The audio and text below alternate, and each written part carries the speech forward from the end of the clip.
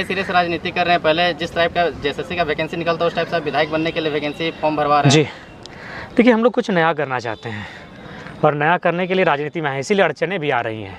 जब से हमारी पार्टी का रजिस्ट्रेशन कंफर्म हुआ है, लोग मतलब एक किसी नवजात पर चील कौवे झपट्टा मारते हैं, उसी तरह एक नए जीव की तरह हम एक कोई नया जीव हैं, कोई छोटा सा हम पक्षी हैं, एक छोटा सा जीव हैं, और बाकी जो राजनीतिक दल, उनके साजिशकर्ता, कुछ यूट्यूबर्स एक झपट्टा मार रहे चील और गीद की तरह। जब से मेरी पार्टी का रजिस्ट्रेशन हुआ है, स्वाभाविक है आपके मन में भी कुछ नाम आते होंगे, तो इन चुनौतियों से कैसे निपटे उसके लिए भी हम लोग तैयार हैं। लेकिन जेन्युइन सवाल है जयराम जी, आप आंदोलनकारी का पार्टी कहते हैं, गरीब लोगों का पार्टी कहते हैं, और फिर फॉर्म भरने के लिए 5,000 दे रहे हैं। देखिए अनिल जी, आप अगर है तो आप मेरे फॉर्म में कहीं नहीं लिखा है कि हम 5,000 डिमांड किए हैं। किसी भी प्रत्याशी ने अगर फॉर्म 5,000 रुपये के लिए लिया है तो मैं सख्त हिदायत दूंगा को वापस कर देंगे, वो आएँ और वापस मांग ले। सबसे पहला बात, जब आप पार्टी में आते हैं, देखिए कोई भी पार्टी को चलाने के लिए 4 क का होना बहुत ज़रूरी है। अगर 4 क को आप महत्वपूर्ण नहीं देते हैं तो आप कभी पार्टी नहीं चला पाएंगे। 1 क से होता है कार्यालय, 1 क से होता है कार्यकर्ता, 1 क से होता है कार्यक्रम, और 1 क से होता है कोष। बिना कोष का कोई राजनीतिक पार्टी नहीं चलता है अनिल जी। तो सुनिए, हमारे पार्टी का संविधान, जो भारत का जो संविधान है ना, जहाँ 1951 आर्टिकल के तहत जब आप पार्टी का रजिस्ट्रेशन करते हैं ना, तो वहाँ आपको तमाम अनुच्छेद बना के देने होंगे कि आप कई साल में मीटिंग करेंगे, कितने महीनों में आपकी जिला की मीटिंग होगी, आप जो सदस्य बनाएंगे उसका शुल्क क्या होगा, ये संवैधानिक है। तो सबसे पहले जो जान वो राजनीति को नहीं जानते हैं, जो गला फाड़ के चिल्ला रहे हैं, हल्ला कर रहे हैं। हमारे पार्टी के संविधान में जो दिल्ली के चुनाव आयोग से मान्यता प्राप्त है, वहाँ स्पष्ट शब्दों में लिखा है कि जो हमारी पार्टी में केंद्रीय पदाधिकारी, केंद्र सदस्य होंगे, उनको 5,000 रुपये शुल्क वार्षिक लिए जाएंगे। जो जिला में होंगे उनको 3,000 शुल्क लिए जाएंगे, जो प्रखंड और पंचायत में होंगे उनको 2,000 रुपये शुल्क लिए जाएंगे। उसके बाद अगर मान के चलिए कोई अगर केंद्र में भी नहीं है, कोई अगर जिला में भी नहीं है, तो कोई भी पार्टी, आपको भी मालूम है, कोई स्कूल रहे, कोई अस्पताल रहे, चाहे कोई चैरिटी रहे, कोई संस्था रहे, वो डोनेशन से चलती है। और डोनेशन कोई गलत चीज़ नहीं है। जब स्कूल डोनेशन से चलता है, जब अस्पताल डोनेशन से चलता है, कोई संस्था डोनेशन से चलती है, तो नो डाउट बाकी जो लोग हैं वो अनुदान के रूप में उनसे ले रहे हैं। पार्टी में विधायक बनने के नाम से, फॉर्म के नाम से कोई ऐसा नहीं। हाँ, इसी मौके में चूंकि हम लोग को सब काम एक साथ करना था, समय नहीं है, सदस्यता अभियान भी चलाना था, और जो लोग प्रत्याशी बन रहे वो हमारे केंद्र कमेटी के मेंबर भी हैं, वो जो नए भी फॉर्म भरेंगे उनको भी 5,000 रुपये देने होंगे, चूँकि हमारे पार्टी के संविधान में वर्णित है। और आप जब पार्टी चलाते हैं तो पार्टी का जो संविधान आपको जो मान्यता मिला, जिसका हम लोग रजिस्ट्रेशन नंबर मिला है, उस रजिस्ट्रेशन नंबर को जब हम लोग लिए तो उसके लिए हमें एक संविधान वहाँ देना पड़ता है। हर पार्टी का अपना एक संविधान होता है। तो हम लोग जो भी काम कर रहे हैं, अपना जो पार्टी हमारा है JLKM, उस पार्टी के संविधान के अनुरूप कर रहे हैं। आज आप बेनामांकन फॉर्म लिए हैं, कौन सीट से आप लड़ने जा रहे हैं? देखिए, उसकी अभी सार्वजनिक घोषणा हम नहीं कर सकते हैं, वो गोपनीय विषय है। पार्टी की कुछ चीज़ें प्रोटोकॉल में होती हैं, और सभी प्रत्याशियों को ये मैंने अधिकार है कि वो 5 सीटों तक अपना चॉइस कर सकते हैं, 1 2 3 4 5 करके। हम भी अपनी 4-5 सीटों पर चॉइस करेंगे। केंद्रीय अध्यक्ष भी फॉर्म लिया? क्यों नहीं लेंगे? केंद्रीय अध्यक्ष पार्टी के संविधान से ऊपर नहीं है, तो हमने भी फॉर्म लेने का काम किया है। अच्छा, मैनिफेस्टो कब जारी कर रहे हैं? आपने तो फॉर्म भराना शुरू कर दिया। देखिए, मैनिफेस्टो जब भी चुनाव आता है ठीक उससे आचार संहिता के आसपास जारी होगा। हमने मैनिफेस्टो ड्राफ्टिंग कमेटी का अध्यक्ष और उनके सदस्य बनाकर टीम जारी भी कर दिया है। वे जल्द रिपोर्ट सौंपेंगे, हम लोग प्रेस कॉन्फ्रेंस करके सार्वजनिक कर देंगे। लोकसभा चुनाव के बाद जयराम महतो अपना संगठन को मजबूत पा रहे हैं कि कमज़ोर पा रहे हैं? बहुत मजबूत पा रहे हैं। लोकसभा चुनाव के बाद बहुत मजबूत पा रहे हैं, और इसमें कोई किंतु परंतु नहीं है। पार्टी का रजिस्ट्रेशन हो गया तो क्या लगता है आपको, विधानसभा के चुनाव से पहले आपका सिंबल आ चुका है? तो सिंबल बिल्कुल मिलेगा, हमारा सिंबल मिलेगा। सिंबल मिलने में कोई रोक टोक नहीं होगी। जयराम महतो को ही सिर्फ टारगेट क्यों किया जा रहा है झारखंड में? देखिए, आप नाम लेके ही बोलिए ना, हमको आप कोई परहेज नहीं उनका नाम लेने से। बोलिए कौन टारगेट कर रहे हैं? एक कुछ तथाकथित पत्रकार अपने आप को कहते हैं, देखिए सबसे जो आपके हर एक एक्टिविटी को वॉच करते हैं बहुत माइन्यूटली, और उसमें हर एक चीज़ में कमेंट करते हैं। देखिए, अब मैं विस्तार पूर्वक बता देना चाहता हूँ। देखिए, ये मानव की ह्यूमन साइकोलॉजी होती है। अगर मान के चलिए ये मेरा गाँव है, अगर इस गांव के लोग मुझसे प्रेम करने लगेंगे ना, तो कुछ लोगों को मुझसे नहीं लेकिन उस प्रेम करने के भाव से नफरत होने लगेगा कि इसको इतना प्रेम क्यों मिला। अभी मान के चले, एक बात बताइए, धोनी ने किसी का कुछ बिगाड़ा है? विराट कोहली ने किसी का कुछ बिगाड़ा है? सचिन तेंदुलकर ने किसी का कुछ बिगाड़ा है? लेकिन उनके हेटर्स है कि नहीं? तो लाइक दैट, जब आप सक्सेस होते हैं, जब आप अच्छा काम करते हैं, तो कुछ लोग हेटर्स मिलते हैं। देखिए, एक आलोचना अलग होता है, हेटर अलग होता है। जैसे मान के चलिए, मैं भरे मंचों पर धोनी के ड्रीम 11 का खिलाफ करता हूँ, रोहित शर्मा रहे चाहे विराट कोहली के विदेश में शादी करने का भी मैं खिलाफ हूँ। लेकिन जब भारत को जरूरत पड़ती है कि 3 विकेट गिराए, मैं चाहता हूँ कोहली शतक बनाए। इसका मतलब मैं उनका हेटर नहीं हूँ, मैं उनका आलोचक हूँ कि आपने विदेश में शादी किया, आपने ज्वेलरी ऑस्ट्रेलिया से मंगाया, आपने पानी का बोतल फ्रांस से मंगाया, तो मैंने उनके इस व्यवहार की आलोचना की, मैं उनका आलोचक हूँ। लेकिन ये जो लोग हैं मेरे आलोचक नहीं है, मेरे हेटर है। अगर आप मेरे आलोचक थे आलोचक थे तभी तो 8,000 रुपये अंगद नायक को नहीं दिए तो सवाल उठाए। नहीं, आप बिल्कुल उनके परिवार को, सबसे पहली बात उसकी भरपाई कोई नहीं कर पाएगा, लेकिन आप सच्चाई जान लीजिए, जब वो घटना घटी थी उस समय हम लोग जितना सहयोग पड़ा था बहुत सहयोग किए थे और आगे भी हम लोग का कोई। अच्छा एक बात बताएं, नरेंद्र मोदी 3 बार प्रधानमंत्री बने, क्या भारतीय जनता पार्टी के कार्यकर्ता या फिर कोई अन्य दल के कार्यकर्ता सड़क किसी दुर्घटना में घटना नहीं होता है? क्या कोई ऐसा पार्टी है जो किसी परिवार के लिए ऐसा खड़ा होता है? तो देखिए, हमने भी, जब हमारी पार्टी कोई विधायक नहीं है, हमारा पास कोई स्रोत नहीं है, उसके बावजूद हम लोग हमेशा खड़े रहे उस परिवार के साथ। लेकिन कुछ लोग हैं जो मतलब दिग्भ्रमित करने का प्रयास करते हैं। बोला जा रहा था कि आप उसको परिवार को 8,000 महीना। नहीं, ऐसा कोई स्टेटमेंट है तो आप दिखा दीजिए, मेरे जुबान से अगर कोई स्टेटमेंट है तो दिखाइए। नरेंद्र मोदी 3 बार प्रधानमंत्री बन गए तो आज तक उनके राजनीतिक दल से कितने लोगों का घटना घटा? जेएमएम आज इतनी बड़ी पार्टी है, उनके दल से कितने लोगों ने शहादत दिया है, कुर्बानी दिया है? देखिए, परिवार की मुसीबत में साथ आना ये स्टेटमेंट है और आगे भी हम लोग खड़ा रहेंगे, भले उसके परिवार हमारी क्या बोलती है। उसके बाद देखिए, जहाँ तक आप जिस भाई साहब की बात कर रहे हैं, मैं आपको क्लियरली बताना चाहूँगा, वो उनका जो स्वभाव है वह एक घृणित विकृत मानसिकता का स्वभाव है। उसकी कहानी शुरू होती है मेरे आंदोलन में आने से। देखिए, मेरी आलोचना अगर 2 साल बाद होती तो मैं स्वीकार करता कि चलो अब मैं राजनीतिक पार्टी बना चुका हूँ। मेरी आलोचना तो भाषा आंदोलन के बीच बीच में होने लगी थी, जब मेरा ग्रोथ बढ़ने लगा, जब मेरा क्रेज बढ़ने लगा, लोगों में मेरी पॉपुलैरिटी बढ़ने लगी, तभी मेरा विरोध होने लगा था। और जो भाई साहब की बात करते हैं उनसे पूछिएगा, 21 तारीख को देखिएगा, आज भी उनका पोस्ट होगा कि मैं अपने कुछ साथियों के साथ पदयात्रा में जा रहा हूँ, कुछ साथियों के साथ। जबकि 17 तारीख को 4 दिन पहले धनबाद और बोकारो में 250 लोगों का मीटिंग था। हम लोग का ये रणनीति था कि तेलमोचो ब्रिज का एक साइड हम लोग जाम कर देंगे 72 घंटा के लिए, अगर भाषा वापस नहीं होता है तो। हमें लगता है उसके बाद जैसे हम लोग 17 को मीटिंग करते हैं और जब ये निर्णय आपस में चर्चा करते हैं, हालांकि तय नहीं हुआ था करेंगे कि नहीं, अगले दिन भाषा वापस हो जाती है। जब 18 को भाषा वापस हो चुकी है तो 21 को क्यों कहते हैं? तो इसका रीज़न यही था। एक हमारे तो चाची के भी बड़े नेता हैं जो मेरे ही क्षेत्र के हैं और उनको भी ये लगा था कि अगर ये लड़का आगे बढ़ेगा तो कहीं ना कहीं मेरे लिए संकट होगा। तो उन लोग एक प्लानिंग किया कि अब इसको पूरा राज्य जानने लगा है, इसके हाथों में नेतृत्व है, मानव श्रृंखला हो चुका है, लाखों की भीड़ आ चुकी है, अब क्या कीजिएगा ना कुछ नया कीजिए ताकि नेतृत्व को इसके हाथों से लिया जाए। तब वो क्या किए, पद यात्रा निकालें। आपको पद यात्रा जाना था, हम लोग भी समर्थन करते। उस मीटिंग में चर्चा काहे नहीं हुआ? जो मीटिंग धनबाद और बोकारो तेलमोचो ब्रिज में बुलाया गया था, जिसमें 250 नौजवान थे, उस मीटिंग में वे भी उपस्थित थे। जो लोग पदयात्रा में गए थे वे लोग भी उपस्थित थे, जबकि 4 दिन पहले मीटिंग हुआ था। तो इसका रीज़न एक ही था कि वे लोग चाहते थे कि नेतृत्व को जयराम महतो के हाथों से ले लें, क्योंकि सबको नेतृत्वकर्ता बनना था, सबको लीडर बनना था और वो नहीं चाहते थे कि हम लोग से जूनियर लड़का लीडरशिप करे। क्योंकि आपको भी उनका इतिहास मालूम है, सूर्य सिंह बेसरा उनको एक बार कहाँ सीएम प्रोजेक्ट कर चुके थे हाथ खड़ा करके। ये हमारे जो नेताजी हैं आज हमको लगता है 7-8 साल पहले से अपने आप को टुंडी का यूथ आइकॉन लिखते हैं फेसबुक में। तो ये लोग ऑलरेडी अपने आप को नेता, स्वघोषित नेता मान चुके थे और जनता हमें मान रही थी। तो लिहाजा उनको उस बात से तकलीफ हुई। मैंने पहले कहा, आलोचक अलग होते हैं, हेटर्स अलग होते हैं। आज धोनी का रन बनाना यानी अगला का हेट करना, सचिन का शतक बनाना यानी अगला का हेट करना। तो जब मैं राजनीति में आया तो जाहिर सी बात है, हाँ, अगर ये अपने आप को इतने ही बड़े आलोचक कहते हैं तो जब मैंने 3.5 लाख वोट लाया तो एक दिन मेरी प्रशंसा कर देते, जिसकी प्रशंसा पूरे देश ने किया, जिसकी प्रशंसा पूरे राज्य की मीडिया ने किया। और हम प्रशंसा के हकदार हैं भाई। 1952 से भारत देश में चुनाव होता है, 27.5% वोट आज तक कोई इंडिपेंडेंट कैंडिडेट फर्स्ट अटेम्प्ट में नहीं लाया है। आप इतिहास पता कर लीजिए। और अगर झारखंड की बात कीजिएगा तो झारखंड मैंने हिस्ट्री को ब्रेक किया है। आज 3.5 लाख वोट लाने वाले शख्स को आप एक बार चर्चा नहीं कर पाए। आलोचक किसे कहा जाता है? जो आपको नकारात्मक भी कहेगा और आप अच्छा करेंगे तो उसकी प्रशंसा भी करेगा। आप तो कभी लाइव नहीं आए, चलिए ठीक है, उसके बाद आप लोग लाइव आते, अच्छा बात है लाइव आइए, लेकिन आप तो ले दे के जयराम महतो पे लाइव आते हैं।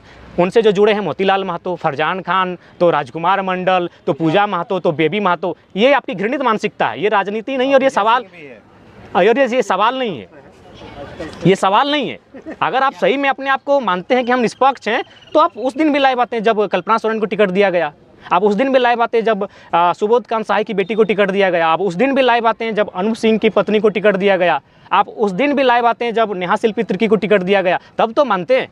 क्या लगता है ये लोग कहीं से प्रेरित है? नहीं, फंडिंग है। आप कहिएगा तो चूँकि जो लोग उनको मिलाने का काम किए उन लोग बोलने के लिए तैयार है, लेकिन वो थोड़ा सा हमने कहा कि नहीं, रिश्ता ख़राब मत कीजिए।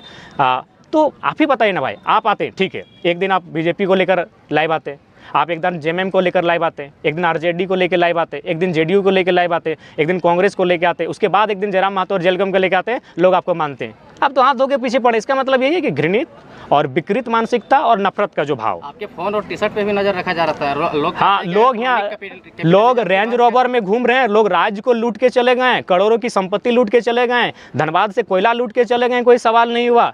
क्यों आप चाहिए टी शर्ट का हिसाब लीजिए, 800 700 900 यही टी शर्ट होता है। हम लोग बोले तो हम जब दिल्ली गए थे हम लोग एक थोक में 6-7 टी शर्ट वहाँ से लेके आए थे, क्योंकि एक के बदले एक इस टाइप का ऑफर था, करोल बाग से लेके आए, जाइए पता कर लीजिए। तो इसे कहीं ना कहीं एक घृणित व्यवहार कहेंगे, और वही जो नेतृत्व नहीं चाहते थे कि उनसे जूनियर लड़का नेतृत्व करे। बोलिए एकदम लॉजिकली आप किसी से पूछ लीजिए, मानव श्रृंखला से लेकर अब तक आखिर वो लोग पद यात्रा में क्यों गए थे? अगर 17 तारीख को अभी पोस्ट अभी भी है कि मैं अपने कुछ साथियों के साथ पद यात्रा में जा रहा हूँ, और जाते जाते क्या हुआ, JBSS का लेटर जारी होने लगा CM के नाम से, तो कभी अनशन के लिए। क्या है भाई, जब आप कुछ साथियों के साथ अपना पर्सनल जा रहे हैं तो फिर JBSS बीच में क्यों आ गए? उस समय JBSS हमारा संगठन था। जयराम को इससे ज़्यादा नफरत झेलना पड़ेगा चुनाव के समय में? नहीं, हम लोग तैयार हैं, और हम अपने नफरत करने वालों से भी कहेंगे धीरज रखिए। हम सुरेश महतो के वंश में से आते हैं। सुरेश महतो की यहीं हत्या हुई थी, हत्या होते होते उन्होंने कहा अरे अभी जिंदा हैं, मार के तो जाओ, बच गए तो ठीक नहीं होगा। जब उनको मारा गया तो पूरा भौरा में जश्न मनाया था उनके दुश्मनों ने। तो जो लोग नफरत करते हैं धीरज रखिए, हमारी भी आयु जब निकट आएगी हम आपको भी जश्न का मौका देंगे। अभी कुछ साल जीने दीजिए। आप जो नफरत करने वाले हैं उनकी नफरत को भी स्वीकार करते हैं। अब आप बात करते हैं यूट्यूबर्स की। आए थे हमारे पास, उनका सीधा आरोप था कि ढुलू साहब 1 करोड़ लिए हैं, हमको 10 लाख चाहिए। हमने कहा भाई ये मिथ्या है, छोड़िए। हमारे का अभिनेता का नाम है उनका भाई साहब देवानंद भाई साहब हैं, एक सिने स्टार अशोक कुमार भाई साहब, इस तरह करके कुछ नाम है उन लोग का। आए थे, और उसके बाद भी उन लोग को कौन मैनेज किया? वो लड़का तैयार है, वो लड़का कपूरिया का है, लेकिन वो है कि वो एक JMM के बड़े नेता का रिलेटिव है। तो हम बोले नहीं, रिश्ता मत खराब करो मेरे कारण। वो बोलने के लिए भी तैयार है कि उनको हम कहाँ पैसा दिए हैं, कहाँ उनको वीडियो बनाने के लिए भेजे हैं, उनके साथ हम क्या क्या किए हैं। तो ये पैसा नहीं थी इसलिए आप जी मांगे हमारे जयराम महतो पर भी तो आरोप लगता है, तो आपके पास कुछ प्रूफ है कि ये लोग पैसा उठाया है? हाँ प्रूफ, हाँ बिल्कुल आपको प्रूफ दिला देंगे। आप बोलिएगा तो अभी टेलीफोनिक बात करा देंगे। लेकिन मैंने कहा छोड़िए, कहा ले दुश्मनी मोल लीजिएगा, क्योंकि JMM के नेता के रिलेटिव हैं जिन्होंने उनको लाइनअप किया, और उससे भी उनसे हमारी कोई शिकायत नहीं है। हम तमाम यूट्यूबर्स को यही कहना चाहेंगे कि यदि हम मुझे एक कहावत याद आई कि हाथी जीते जी लाख का और मर जाए तो 1.25 लाख का। चलिए, हमारी बदनामी में भी उनका परिवार चल रहा है तो बेहिचक वो करें, लेकिन मैं आग्रह करना चाहूँगा कि कम से कम जैसे कि एक हमारे अशोक कुमार करके कोई भाई साहब हैं, बैचलर हैं, स्ट्रगल कर रहे हैं, तो हम चाहेंगे कम से कम वो 10 लाख रुपए ले पार्टियों से मेरे खिलाफ कहने का, और कम से कम अपने का बढ़िया बिजनेस सेटअप करें। इस बीमारी की अवस्था में मुझे उनकी चिंता है, क्योंकि अगर हमें लगता है उन्होंने 60,000 रुपये करके दिया गया है, जो न्यूज़ मेरे तक आई है, तो कोशिश कीजिए इन 60,000 रुपये में कुछ होगा नहीं, तो कम से कम आप 10 से 15 लाख डिमांड करें। बिल्कुल आप मेरे खिलाफ बनाइए, कम से कम इसी बहाने अगर मेरा भाई एक सेटलमेंट हो जाता है तो मुझे खुशी होगी। और अभिनेता देवानंद जी भी, अगर उनका परिवार अगर सेटल हो जाता है तो कम से कम मोटी रकम ले, ताकि एक बढ़िया बिजनेस में वो लगाए। लेकिन चुनाव नहीं होगा तब तक आपके पीछे ये लोग पड़े रहेंगे, कैसे? वही टास्क ही वही है। देखिए, सबसे पहले इन्होंने 3 जिला परिषद का इंटरव्यू लिया था, मुझे याद है। एक तोपचांची का जिला परिषद, एक दुगदा का जिला परिषद, एक ऊपर घाट का जिला परिषद। जब आपने उनके खिलाफ मेरा इंटरव्यू लिया तो अभी जाके इंटरव्यू लीजिए, तीनों को पंचायत में हम पटक के आए हैं। तीनों को पंचायत में हम उनका बूथ से लीड करके आए हैं। अभी इंटरव्यू कहने ले रहे हैं, इसीलिए इंटरव्यू लेना जनता का लीजिए, हमें शिकायत नहीं है। अगर आप नेता का प्री प्लानिंग इंटरव्यू लेंगे तो अभी प्री प्लानिंग तीनों को फिर से लीजिए।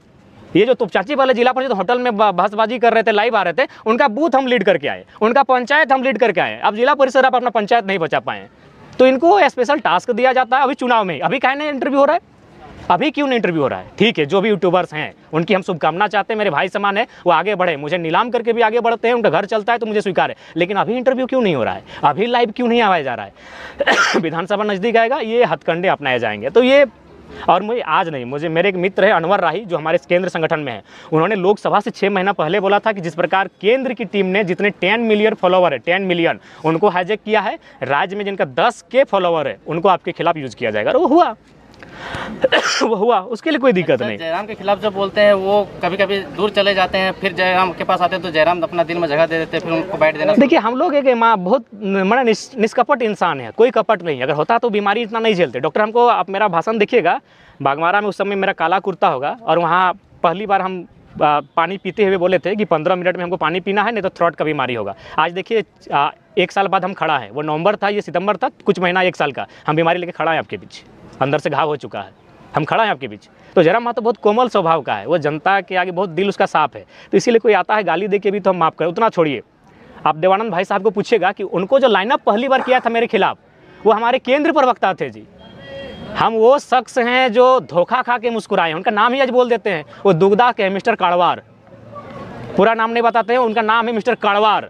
बताइए, वो हमारे केंद्र प्रवक्ता हैं। एक केंद्र प्रवक्ता का क्या जिम्मेवारी है जी, कि अगर आपकी टीम पर कोई संकट आ रहा है तो आपको डिफेंड करना चाहिए।